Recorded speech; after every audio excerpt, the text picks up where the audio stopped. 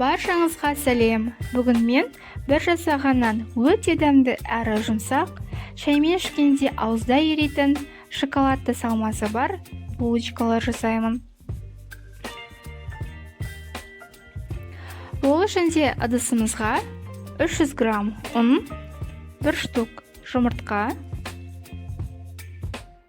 2 ас қасық құмшекер,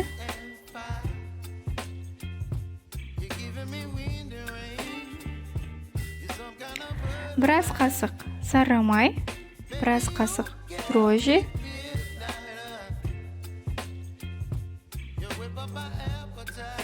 3 ас қасық сұйық май, 1 шымшым тұз, үстіне 1 кружка жол суымызды құйып, жақсылап илеп аламыз. Дайын болған қамырымыздың үстін жауып, жылы жерге көтерілгенше қойып қоямыз.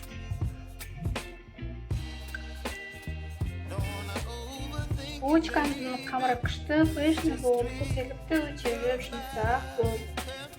Қазір бұны біз бірнеше күнде бөліктерге бөліп аламыз.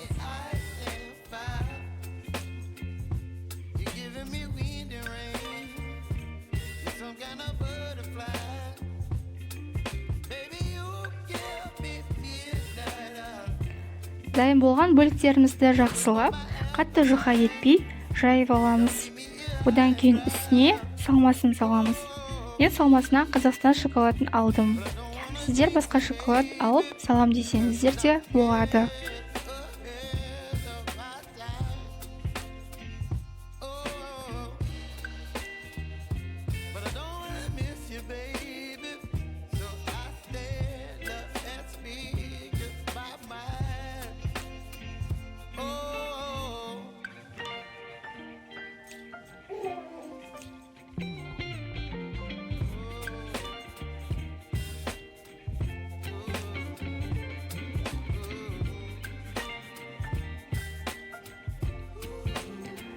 Дайын болған булочкаларымызды астына май жағылған табамызға саламыз. Оның үстіне жұмыртқаның сарысын жағып, оның үстіне макты сеуіп, қызып тұрған пеште 200 градуста пісіріп аламыз. Булочкаларымыз пісіп шықты, өте дәмді әрі жұмсақ. Достар, біздің арнамызға жазылып, лайк басып қалдыруды ұмытпаңыздар. Сіздер де осы рецептпен пісіріп көріңіздер.